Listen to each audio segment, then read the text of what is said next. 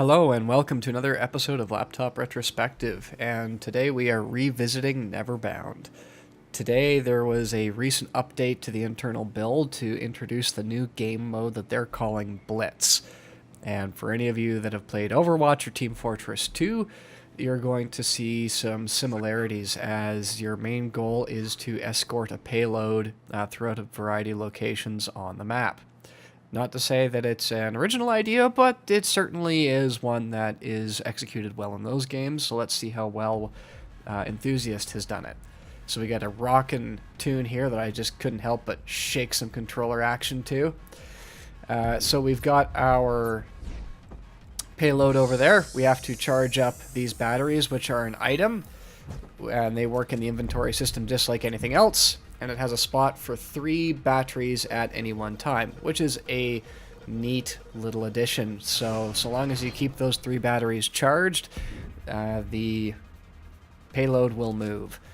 And I've gotten into the habit of calling the payload a Roomba. I can't imagine why. I just felt that that was an appropriate name for it. So as usual, we are stocking up on our variety of different weapons.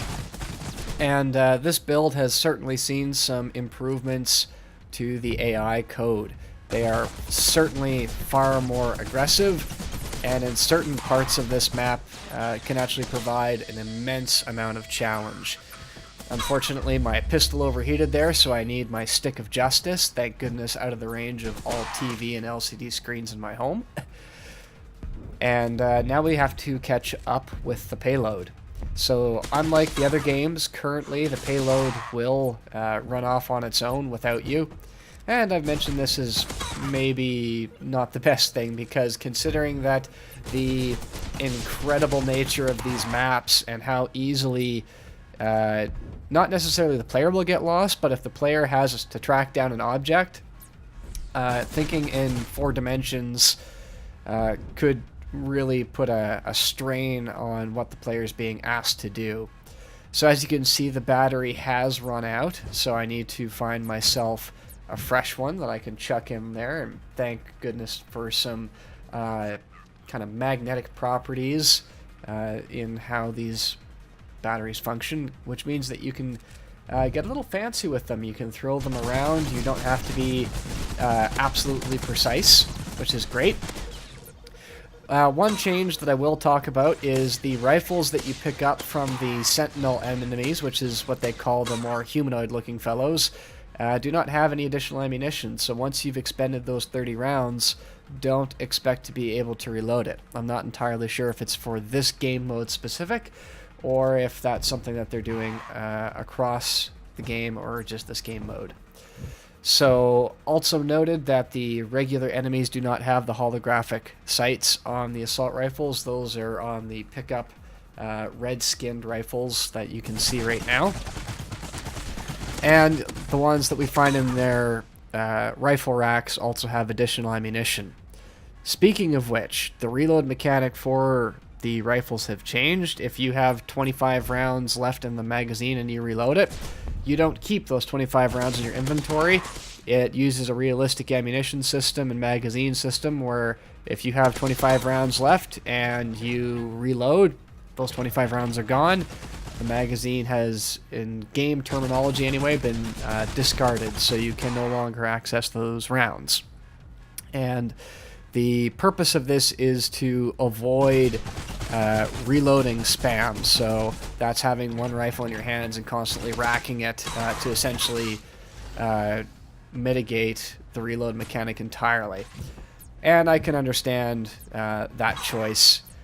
And it also means that in a map with so many objects, you do have to do a little bit of inventory juggling, which is certainly different than a lot of first-person shooters that we're used to that have 2 weapon slots that you have to manage, or if you're a Doom or Half-Life player, multiple and intense inventory slots to manage. And while at first that is kind of, you feel like that's a drawback, well, I can only carry 2 things in my hand, 2 things on my belt, and that's it. I really want to be able to carry more. I've played games now in VR that have massive utility belts for inventories, that are not exactly what I would call intuitive, or there would be as far as I would dare to go.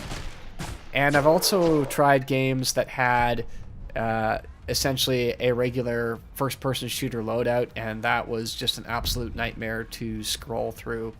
So I really think that they've hit the particular sweet spot with how this game handles its inventory system. We now have indicator arrows for where enemy threats are on our shields, and as you can see, I had a little bit of fun there, throwing a pistol away, throwing the rifle in midair, catching it, reloading it. So there's a lot of things that you can do that are pretty boss, that make you feel like quite the badass while you're playing the game, even with the limited amount of inventory slots. So you just have to be very aware of everything. And I never really felt that the game kind of put me in a position where I could be killed. I always felt that, well, okay, I made that mistake.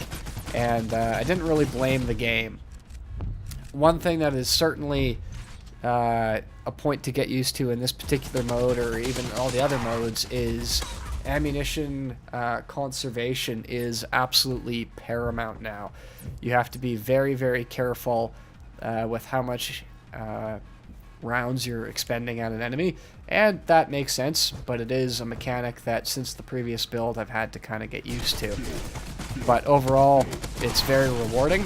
And here are some new enemies. They are these turrets, and if you shoot them enough in the right place, they actually malfunction and just shoot all over the place, which is a really cool mechanic as well.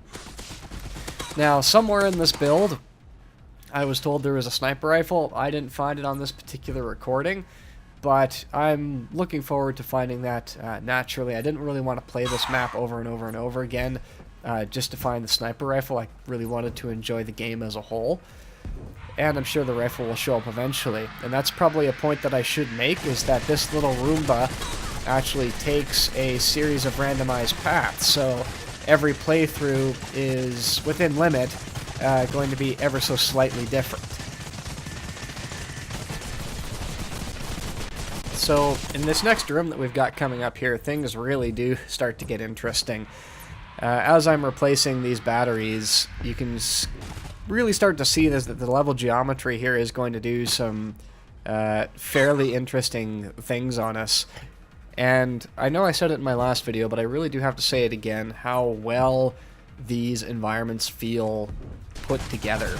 Like, it just seems to make sense for what it is, and it's not overwhelming the player at any point.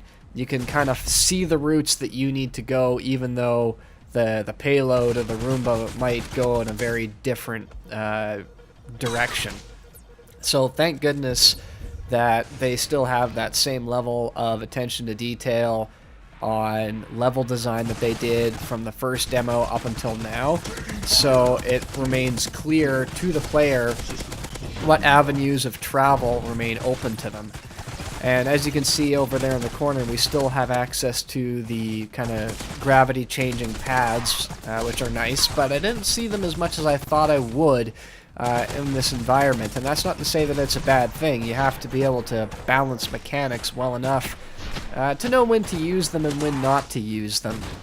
And this was a good opportunity for that to happen, because you can see that there's a switch there that needs to be pressed, and there's no real way that I'm going to be able to do that while I am, at least from the switch's point of view, on the ceiling.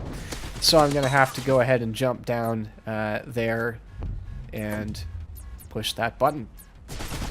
Now at this point, I am really on a back foot here. I am running rapidly out of ammunition to throw at my opponents, and as you can imagine, that means I'm not long for this world and not long for the remainder of this video. So as I get in some John Woo Matrix bullet time here, I want to thank you for watching, and if this sort of content interests you, please do consider subscribing and showing your support to the channel. And I will keep you posted on any further Neverbound updates as they come available. See ya.